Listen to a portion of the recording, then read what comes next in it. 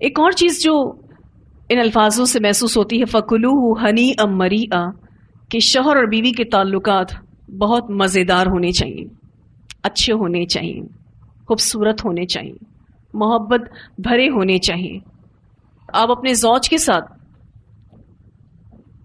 ایک mutual understanding کے ساتھ رہتے ہوں، ایک باہمی سمجھداری کے ساتھ رہتے ہوں. شوہر بیوی کا تعلق ایسا ہونا چاہیے کہ اس میں محبت ہو، پیار ہو، ایک دوسرے کا خیال رکھنا ہو. لیکن ہمارے یہاں بہت سارے ایسے رشتے روٹین کا شکار ہو کر ان تمام احساسات سے عاری ہو چکے ہیں. حالانکہ یہ رشتہ اتنا پیارا ہے کہ دونوں ایک دوسرے سے سکون حاصل کرتے ہیں، لیکن ان رشتوں میں بھی پیسے کو لے کر، ضروریات کو لے کر اور کچھ رشتے ناتوں کی تنگی کو لے کر، تناؤ کو لے کر اتنا الجھا دیا گیا ہے کہ وہ جو مٹھاس ہے، وہ جو محبت ہے، وہ جو خوشی ہے، وہ اس رشتے سے چلی گئی ہے. عورتوں کی ڈیمانڈز بہت بڑھ گئی ہیں، اسی طرح سے شوہروں کی ڈیمانڈز بھی بہت بڑھ گئی ہیں. حالانکہ شوہر اور بیوی جو ہیں وہ دکھ اور سکھ کے ساتھی ہوتے ہیں، وہ ایک دوسرے کے مسئلے مسائل کو سمجھتے ہیں. اور سب سے زیادہ خرابی شوہر اور بیوی کے رشتے میں کوئی تیسرا فریق کر رہا ہوتا ہے. وہ کوئی بھی ہو سکتا ہے. یاد رکھیے گا کہ اگر ہم نے کسی شوہر بیوی کے رشتے کو خراب کیا تو ہمیں اللہ کو جواب دینا ہے.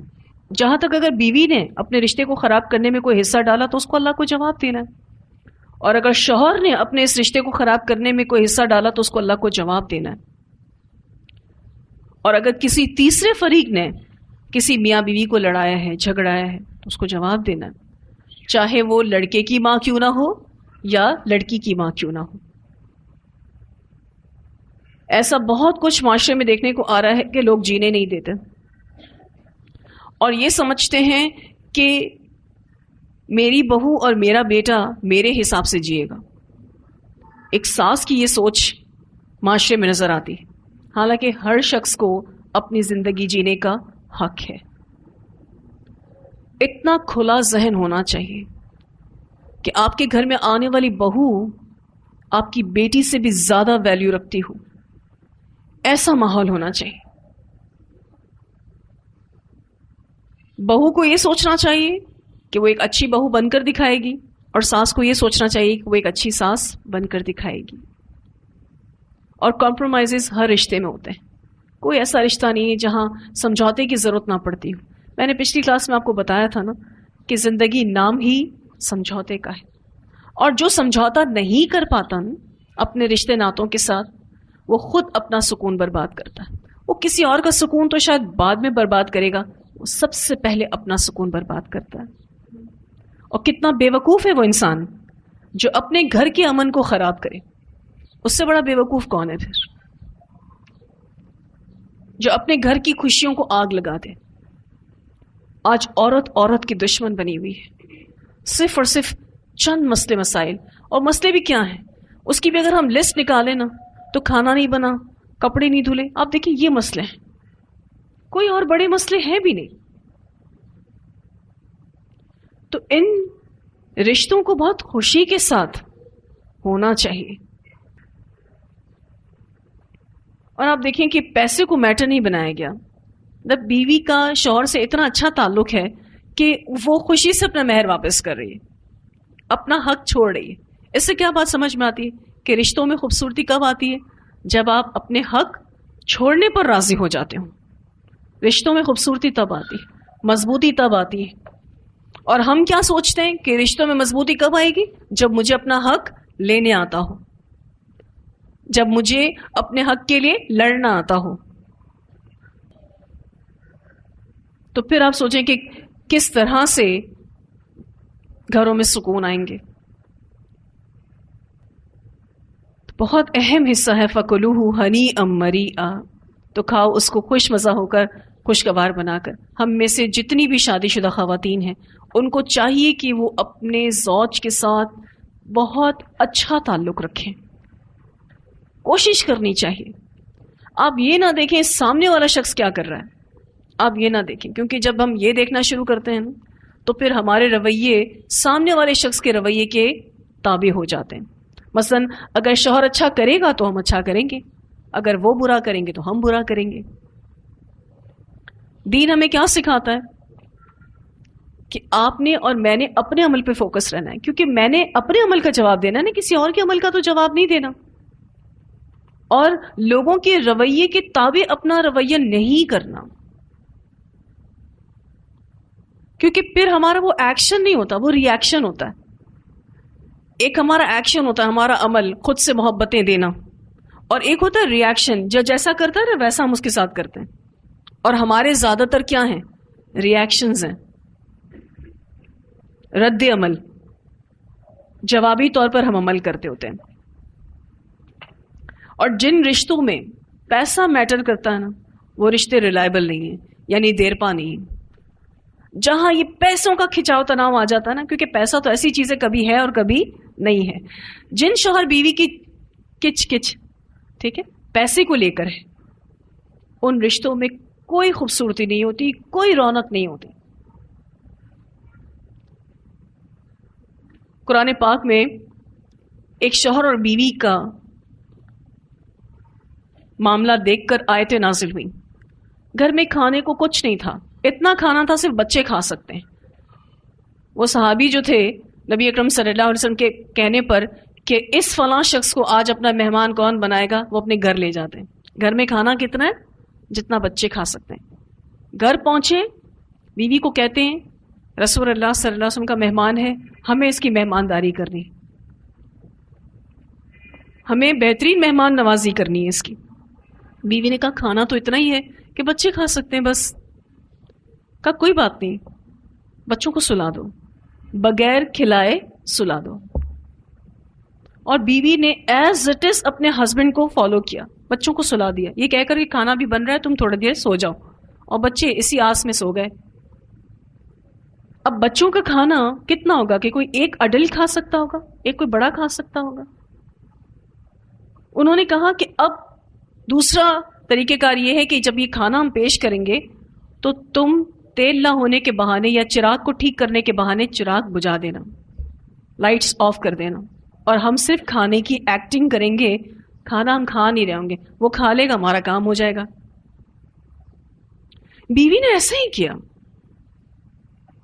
اور اللہ سبحانہ تعالیٰ نے صبح رسول اللہ صلی اللہ علیہ وسلم پر یہ آیتیں اتار دی کہ ان دونوں شوہر اور بیوی کو دیکھ کر اللہ مسکرایا ہے کہ انہوں نے کس طریقے سے مہمان نوازی کی ہے. آج اس طریقے کی بانڈنگ ہے ہسبینڈ وائف میں. بیوی نے تو شور مچا دینا ہے کہ ہمارے گھر میں خود کھانا نہیں ہے، آپ مہمان کیسے لائے ہیں، اب ہم اپنے بچوں کا پیٹ کاٹ کے مہمانوں کو کھلائیں گے. رشتے ناتوں میں کیا آ گیا؟ پیسہ. اللہ کی رضا تو کہیں پیچھے رہ گئی. ایسے شوہر بیوی کتنے محبت کے رشتے میں جڑے ہیں، ان کے بچوں کی کتنی اسٹرانگ تربیت ہو رہی ہوگی. آپ سوچیں، آج ہم اپنے بچوں کو بھی یہی سکھاتے ہیں کہ اپنا حق لو، اور بیوی تانے دے دے کے شوہر کو اگر اس کی کمائی کم ہے تو جینا حرام کر دیتی ہے. یہ نہیں شکر ادا کرتی کہ حلال آ رہا ہے گھر میں الحمدللہ. کچھ مردوں میں نہیں ہوتی ایبلٹی زیادہ کمانے کی. حضرت علی کی شادی ہو رہی ہے حضرت فاطمہ سے، کیا تھا ان کے پاس مہر دینے کو؟ کچھ بھی نہیں. اور آپ کو پتہ ہے جب آپ صلی اللہ علیہ وسلم حضرت فاطمہ رضی اللہ تعالی عنہا کا رشتہ حضرت علی سے جوڑ رہے تھے تو حضرت فاطمہ آپ صلی اللہ علیہ وسلم کو دیکھ رہی تھی کہ میری شادی آپ ان سے کر رہے ہیں. آپ سوچ سکتے ہوں گے کہ رسول اللہ صلی اللہ علیہ وسلم کی بیٹی کے لیے کتنے امیر کبیر صحابہ کا رشتہ موجود ہوگا. کوئی مسئلہ ہی نہیں تھا. آپ صلی اللہ علیہ وسلم ایک حکم کرتے، لیکن آپ صلی اللہ علیہ وسلم نے حضرت فاطمہ رضی اللہ تعالیٰ عنہ سے کہا کہ میں علی سے بہتر تمہارے لیے کسی اور کو پاتا ہی نہیں ہوں. کیوں؟ کیونکہ آج ہمارے یہاں رشتوں کے جو جوڑ بنائے جاتے ہیں نا وہ شکل و صورت اور پیسے سے. اس دور میں جو رشتے بنائے جاتے تھے نا وہ اخلاق، عادات اور کردار کو دیکھ کر بنتے تھے، علم اور عمل کو دیکھ کر بنتے تھے. آج ہمارے یہاں رشتے جڑتے ہیں شکل و صورت کو دیکھ کر. وہ یہ چیزیں اگنور کر دیتے ہیں کہ اس بچی کے پاس دینی تعلیم ہے، اس بچی کے پاس میچورٹی ہے، سمجھداری ہے، اس بچی کے پاس اپنے گھر کو کیسے بسانا ہے اس کی تعلیم ہے، وہ ایڈجسٹیبل ہے، ماحول میں رچ بس جائے گی. وہ ساری چیزیں اگنور، نظر انداز کر دی جاتی ہیں. اس کا کردار، اس کا اخلاق، اس کی تعلیم، اس کا عمل، اس کا حجاب سب پرے. اور دیکھا کیا جاتا ہے وہ کتنی دیکھنے میں خوبصورت ہے. یہ خوبصورتیاں ویسے کتنا ٹائم چلتی ہیں؟ اس دنیا میں ہی ختم ہو جائے گی. تو خوبصورتیاں ریلائبل نہیں ہیں. کردار اور اخلاق جو ہے وہ امپورٹنٹ ہے، لیکن یہ تو دیکھا ہی نہیں جاتا. پھر یہاں جو اللہ سبحانہ تعالیٰ نے رشتے ناتوں کے حوالے سے اور شادی کے حوالے سے بات کی کہ فَانْكِحُوا مَا طَابَ لَكُم مِّنَ النِّسَاءِ، جو پچھلی آیت میں ہم نے پڑھا تھا کہ نکاح کرو جو پسند آئے تم کو عورتوں میں سے. اس سے یہ بات واضح ہوتی ہے کہ پسندیدگی کا عنصر نکاح میں ضروری ہے. جبرن شادی نہیں کرنی چاہیے، نہ لڑکے کی نہ لڑکی کی.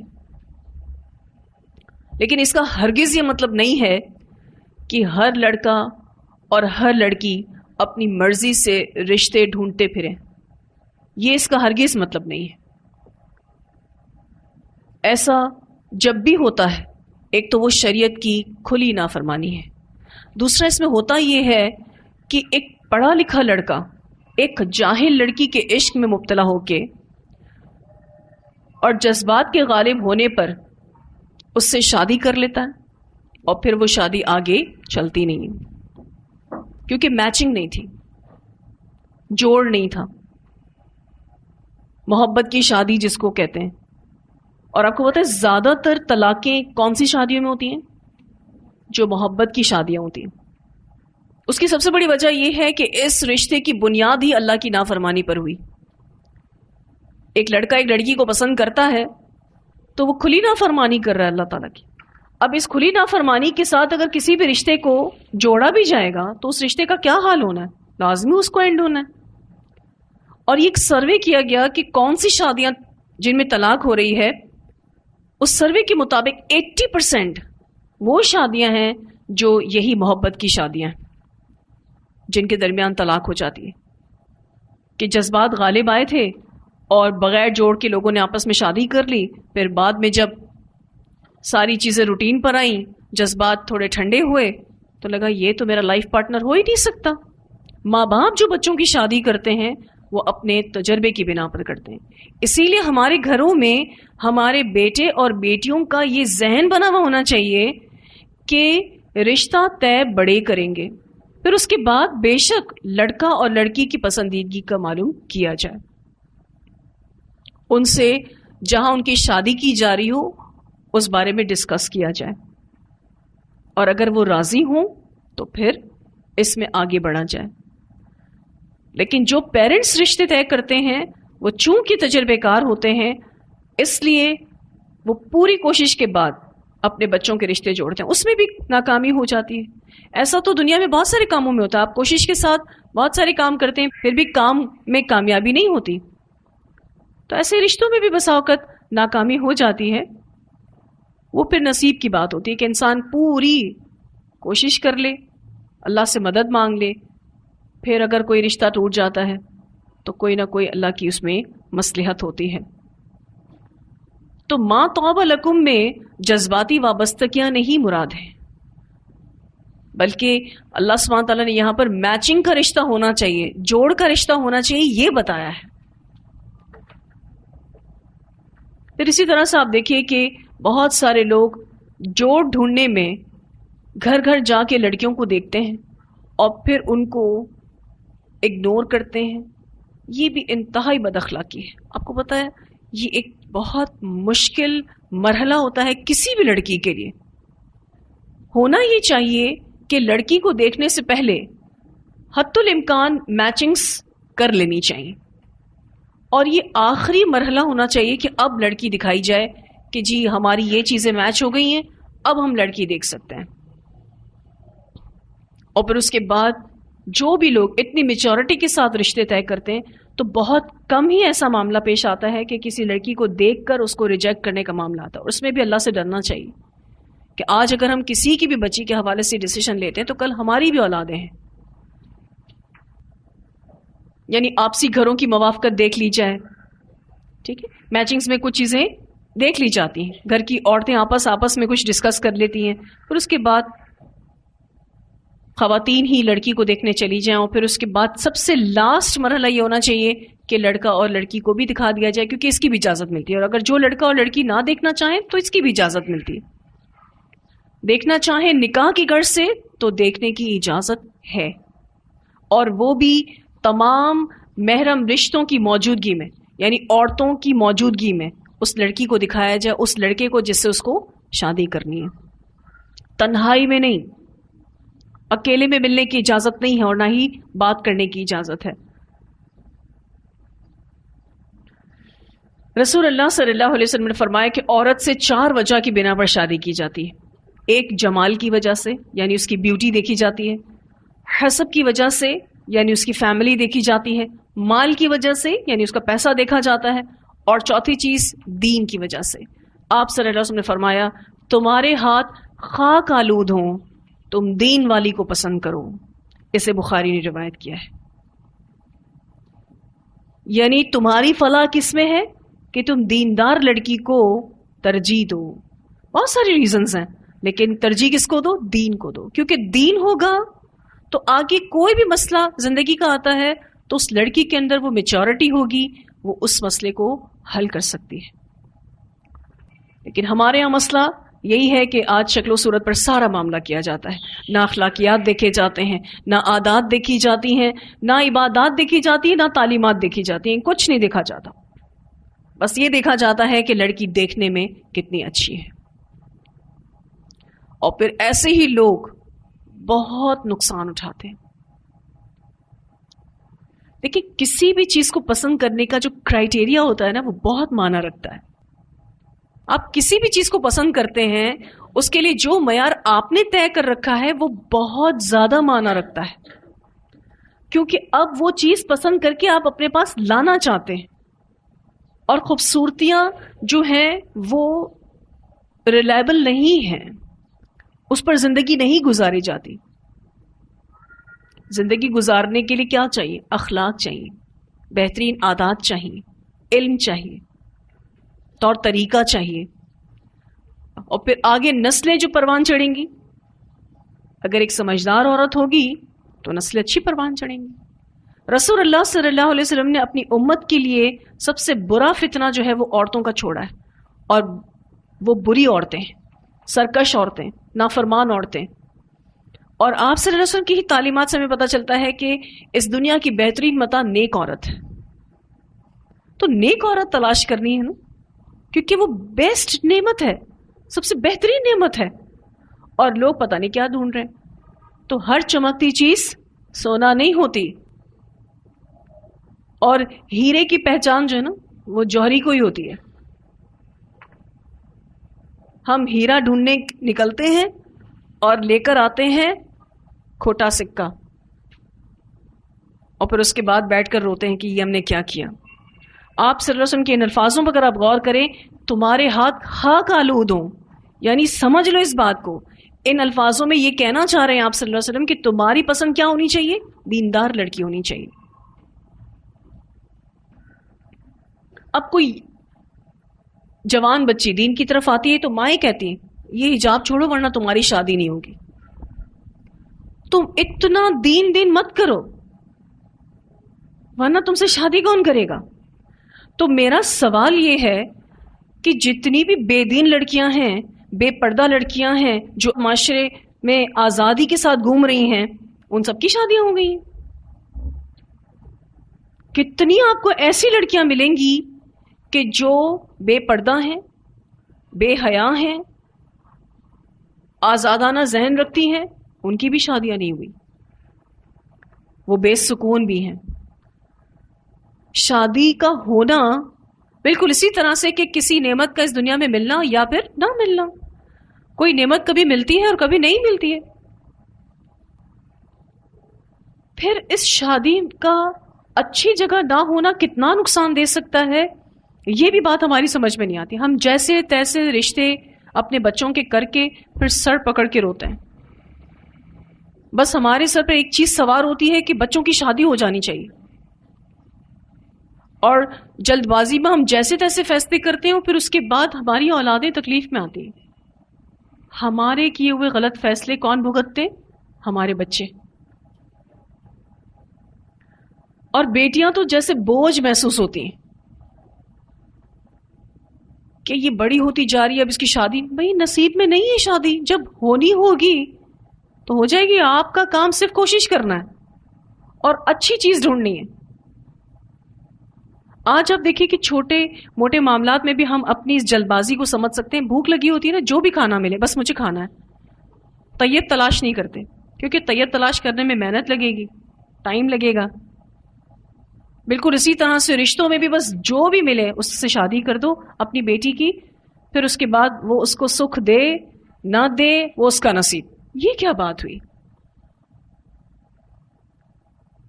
رشتے ناتوں کو ہم نے کوئی مذاق اور کھیل سمجھ رکھا ہے کہ ہم یہ دیکھیں ہی نہ کہ ہمارے گھر میں ایک بہو آ رہی ہے تو وہ ایک شخص کا اضافہ ہو رہا ہے. آپ کو پتا ہے یہ بات؟ اگر وہ سیڑھی اچھی نہیں ہوئی نا تو پوری سیڑھی نے خراب ہونا ہے. اور اگر ہم نے اپنی بیٹی کو کسی ایسے گھر میں دے دیا کہ جو اس کے مطابق نہیں ہے تو پھر ہو سکتا ہے کہ اس کو پرابلمز آئیں. ہاں انسان اپنی پوری کوشش کے ساتھ دیکھتا ہے اور پھر کچھ عیب چھپے رہ جاتے ہیں، وہ اللہ کا اذن ہوتا ہے. اس کے بعد طلاق ہو جاتی ہے یا خلا ہو جاتی ہے تو انسان کا دل مطمئن ہوتا ہے کہ ہم نے پوری کوشش کی تھی، پھر بھی ہماری بچی کا گھر نہیں بن سکا. نصیب کی بات ہے. پھر ہم خود محنت نہیں کرتے اور پھر اس کے بعد ڈالتے کس پر ہے؟ سب کچھ اللہ پہ ڈالتے ہیں، سب کچھ نصیب پر ڈالتے ہیں. نصیب ہی اصل چیز ہے، لیکن اللہ تعالیٰ نے کوشش بھی تو جوڑی ہے نا اس کے ساتھ. بہت ساری دیندار بچیاں ہیں، میں نے خود اپنے ایکسپیرینس میں دیکھا ہے، الحمدللہ اپنے گھروں میں سیٹ ہیں، خوش ہیں. اور جن لڑکوں سے شادیاں ہوئی ہیں نا ان کو بھی الحمدللہ دین کے راستے پر لے آئی ہیں، ان کو بھی نیک اور شریف بنا گئی ہیں. کتنے مرد حضرات یہ کہتے ہیں ہم اپنی بیویوں کی وجہ سے سدھر گئے. نیک بیوی تھی نا، فائدہ پہنچا گئی. اچھا پھر وہ فائدہ شوہر تک نہیں رہتا، وہ محبت اور خلوص اور مٹھاس کے ساتھ اپنی اولاد کو بھی تربیت کرتی ہے.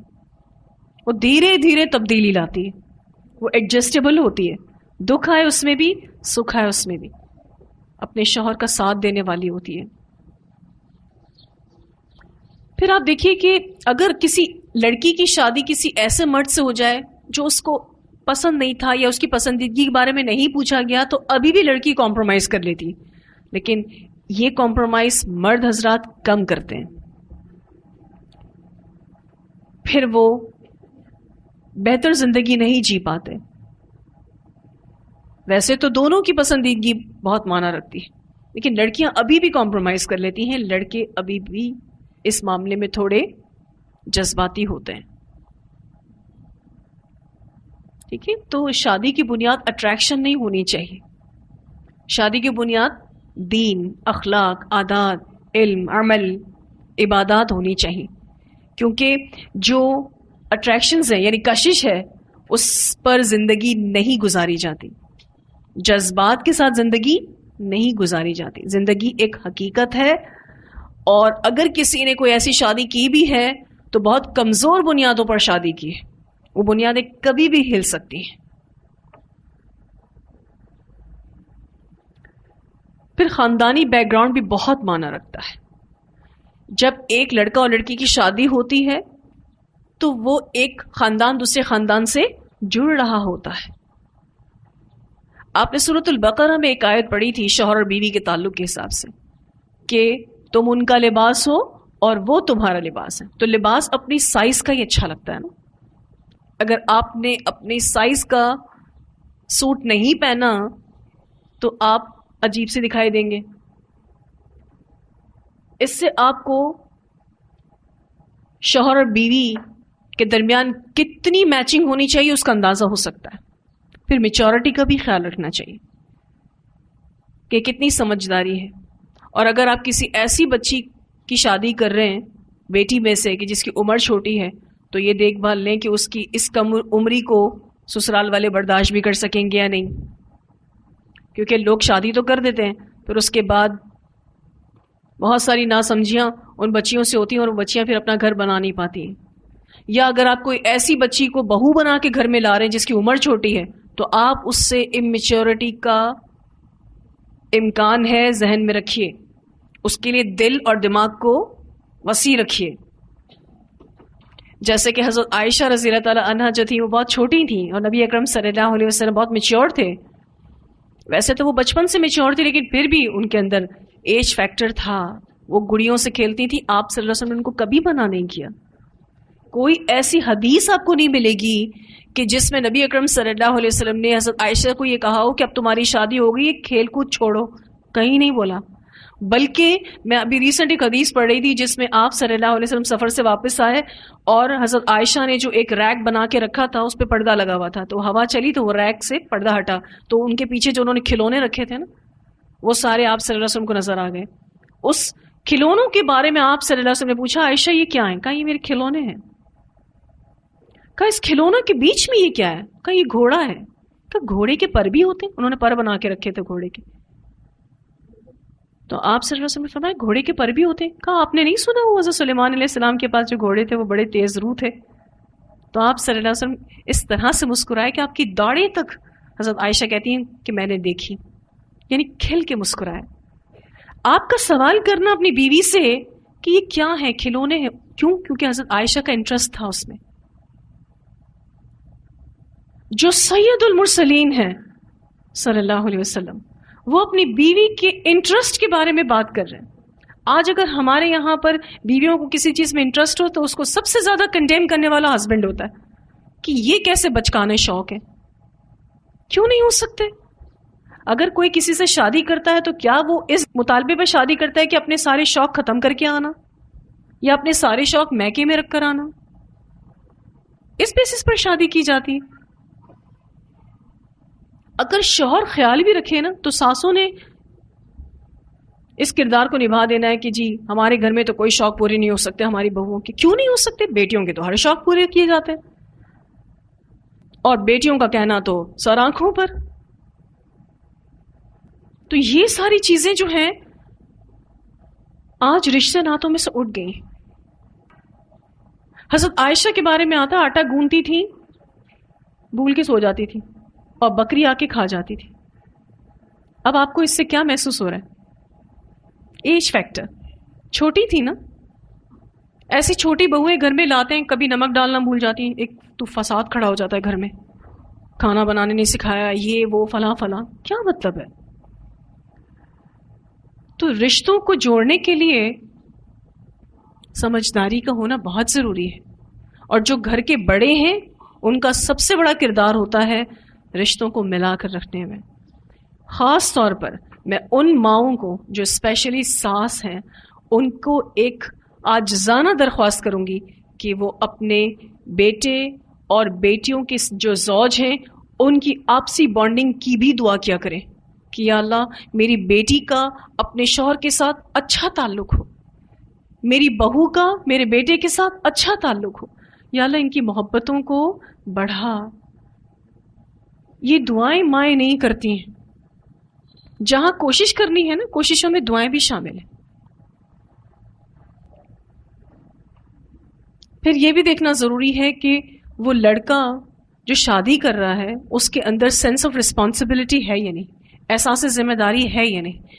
یہ نہیں دیکھنا کہ اس کا لیونگ سٹینڈرڈ کیا ہے, وہ کتنا پیسہ کماتا ہے, یہ دیکھنے کی ضرورت نہیں ہے. رزق میں برکت تو جیسے شادی ہوتی ہے ویسے ہوتا ہی ہے الحمدللہ. رزق میں برکت اللہ تعالیٰ کرتا ہے. کیونکہ حضرت عمر جو ہیں کسی مفلس انسان کو دیکھ کر کہتے تھے مجھے حیرت ہوتی ہے شادی کیوں نہیں کر لیتا, خود بخود اس کے رزق میں برکت ہوگی. غربت ہے، غربت چلی جائے گی، ختم ہو جائے گی، شادی کر لے. کیونکہ بہت سارے ایسے مرد حضرات ہوتے ہیں جن کے اندر میچورٹی اور سینس آف رسپانسبلٹی شادی کے بعد ہی آتی ہے. ان کو اس بات کا احساس آ جاتا ہے کہ ہمیں اپنی فیملی کو سرو کرنا ہے، ہمیں ان کی ذمہ داری اٹھانی ہے، ان کا خرچہ پانی دینا ہے. لیکن اس سے پہلے اتنا تو سوچ لینا چاہیے کہ جس کی بھی شادی ہو رہی ہے مردوں میں سے، اس کے اندر سینس آف رسپانسبلٹی ہو. اسی طرح سے لڑکیوں میں اپنی ذمہ داریوں کو لے کر سینس آف رسپانسبلٹی ہو.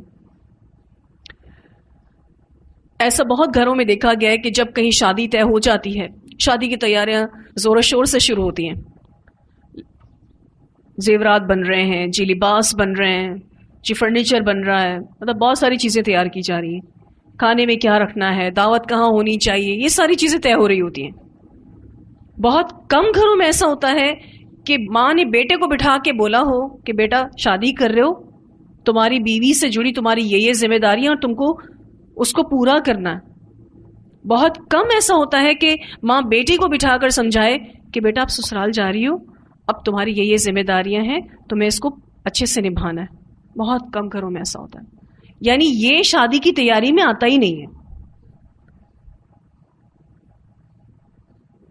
آج اگر کسی سے پوچھے نا آپ کے گھر میں شادی کی تیاریاں پوری ہو گئی، تو وہ ایک لسٹ بتاتے ہیں آپ کو، جی جی یہ تیاری پوری ہو گئی. اس میں آپ کو یہ والی تیاری تو ملے گی نہیں کہ بچے کی اور بچی کی تربیت بھی ہوئی ہے یا نہیں، اس لڑکے کی اور لڑکی کی تربیت ہوئی بھی ہے یا نہیں، کیونکہ اب وہ ایک شادی شدہ زندگی گزارنے کی طرف جا رہے ہیں. پھر مسئلے مسائل آتے ہیں. اصل میں ہمارا مسئلہ پتہ ہے کیا، ہم جو بھی کام کرتے ہیں نا وداؤٹ پلاننگز کرتے ہیں. کچن میں کھڑے ہو گئے، سوچ رہے ہیں کیا پکائیں، ٹھیک ہے، پھر اس کے بعد اتنے شیک، اتنے کنفیوز، اتنے ڈبل مائنڈڈ. ایک چھوٹا سا میٹر ہے کہ کیا پکانا ہے، اس میں اتنے کنفیوز ہیں. بالکل اسی طرح سے زندگی کے ہر کام میں ہم کنفیوزڈ ہیں، اور اس کی سب سے بڑی وجہ یہ ہے کہ ہمارے پاس دین کا علم نہیں ہے. کیونکہ اگر جس کے پاس دین کا علم ہے اس کے ڈیسیشنز بہت سٹرونگ ہوتے ہیں، اس کے فیصلے بہت مضبوط ہوتے ہیں. اب بہت ساری خواتین جب اس طرح کی بات سنتی ہیں تو کہتی ہیں ہماری شادیاں تو ہو گئیں ماضی میں، اب ہم کیا کریں، بہت ساری غلطیاں ہوئیں، بہت ساری کوتاہیاں ہوئیں، اب اس کو کیسے ٹھیک کیا جائے. اللہ تعالیٰ انشاءاللہ آپ پڑھیں گے سورۃ النساء میں، الا ما قد سلف، جو ہو چکا سو ہو چکا، اب اس کو رونا نہیں ہے. یہ کہہ کے کہ میری تو اس سے بہتر انسان سے شادی ہو سکتی تھی، میری تو اس سے بہتر اولاد ہو سکتی تھی، میرا تو اس سے بہتر گھر ہو سکتا تھا، سسرال ہو سکتا تھا، نہیں. اب یہ ڈسکشن کرنا غلط ہو جائے گا. جو ہو چکا سو ہو چکا.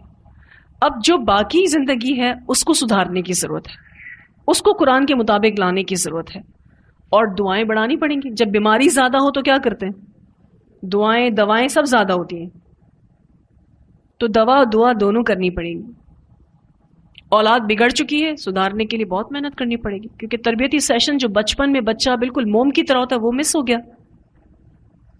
اسی طرح سے شوہر اور بیوی اپنا رشتہ خراب کر چکے، لڑ جھگڑ کے، ایک دوسرے پر کرٹیسائز تنقید کر کر کے، ایک دوسرے کے ماں باپ کے اوپر باتیں کر کر کے، بہت زیادہ رشتوں میں تناؤ آ چکا ہے. اب اس کو ٹھیک کرنا ہے. آپ نے کبھی کوئی ایسی رسی سلجھائی ہو کہ جس میں بہت ساری ناٹس پڑ چکی ہوں، گریں پڑ چکی ہوں؟ آپ کو پتہ ہے کچھ 50-100 گریں والی اگر رسی میں آپ کو دے دوں نا، آپ نے ایسے چھوڑ کے چلے جانا ہے، رہنے دے، چھوڑے نہیں کھلتا.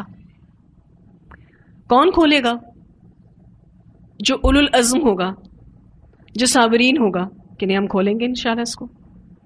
ایک چھوٹی سی مثال سے میں آپ کو بتاؤں انسان کی جلد بازی اور اپنے رشتوں کے ساتھ ناانصافی، کہ اگر آپ کسی شاپر کو بھی کھولنا چاہ رہے ہوتے ہیں نا جس پر ناٹ لگی ہوتی ہیں سخت والی، آپ اس کو پھاڑنا پسند کرتے ہیں بجائے ناٹ کھولنے کے.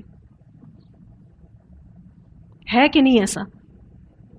ہے نا ایسا؟ پھاڑ دیتے، ہم کہتے پھاڑو، اب کون کھولے گا. تو اب جتنا پانی سر سے گزرا ہے نا اتنا ہی مسئلہ بڑا ہے. اب اس کو سالو کرنا ہے، نہ مایوس ہونا ہے نہ ناشکرہ ہونا ہے نہ بے صبرہ ہونا ہے، کیونکہ مایوسی کفر ہے اور بے صبرہ پن اور ناشکری اللہ کی کھلی نافرمانی ہے۔ اب کچھ ہو نہیں سکتا، اب آپ کو اسی زندگی کو بہتر بنانا ہے جو اللہ تعالیٰ نے آپ کے نصیب میں مقدر کر دی۔ جو ہونا تھا سو ہو گیا۔ اسی لیے وہ کہتے ہیں نا صفر سے ابتدا کرنی۔ کچھ لوگوں کی زندگیاں اتنی خراب ہو چکی ہیں کہ ان کو واقعی زیرو سے شروع کرنا پڑے گا۔ اٹس ویری ڈیفیکلٹ، بہت مشکل چیز ہے، لیکن ناممکن نہیں ہے۔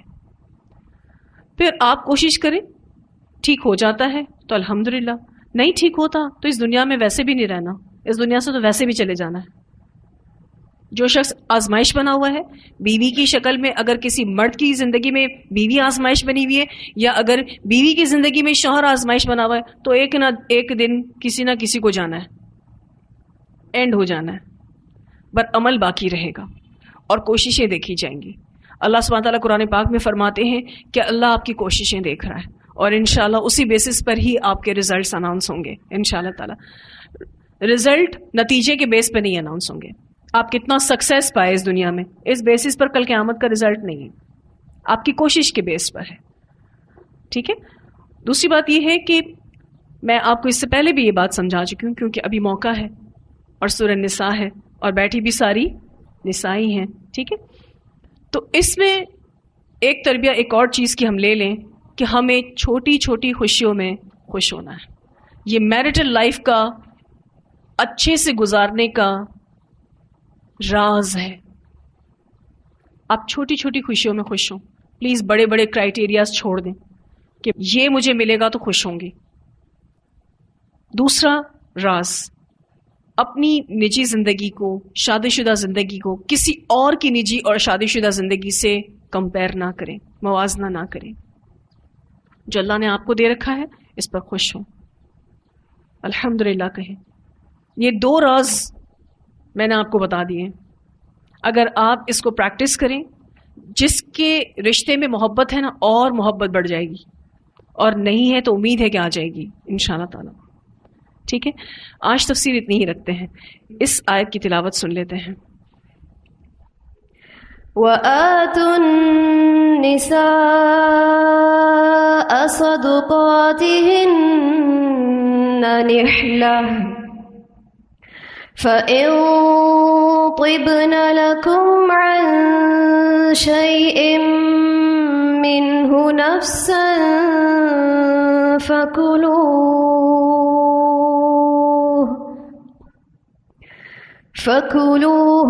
هَنِيئًا مَرِيئًا۔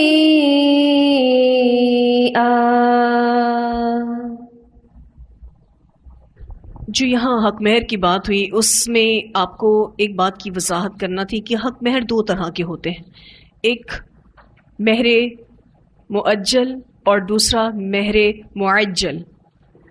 مہر معجل جو ہے وہ تھوڑا ٹھہر کے دیا جاتا ہے، کیونکہ اس میں ایک متعین مدت ہوتی ہے، یعنی کوئی اجل، کوئی ٹائم فکس کیا جاتا ہے، اس میں وہ شادی کے وقت نہیں دیا جاتا۔ اور دوسرا مہر معجل ہے جو نکاح کے وقت ہی دے دیا جاتا ہے۔ مہر دو طرح کے ہوتے ہیں، ایک مہر معجل، حمزہ جیم لام، اجل سے ہے، اس میں کوئی نہ کوئی ٹائم طے کیا جاتا ہے، اور ایک ہے مہر معجل، عین جیم لام، عین جیم لام، یعنی اجلت سے ہے، وہ نکاح کے وقت ہی دے دیا جاتا ہے۔ دونوں طرح سے مہر دیا جا سکتا ہے، اجازت ہے اس کی۔ اور یہاں پر جو وآتو کے بعد نحلہ آیا ہے، تو اس کا معنی یہ ہوتا ہے کہ اس فعل کو ایسے ہی کرنا ہے جیسے بتایا گیا ہے۔ وآتو کے بعد نحلہ آ جائے تو اس میں تاکید کا معنی پیدا ہو جاتا ہے، یعنی اس فعل کو ایسے ہی کرنا ہے جیسے کہ اس کا طریقہ بتایا گیا ہے،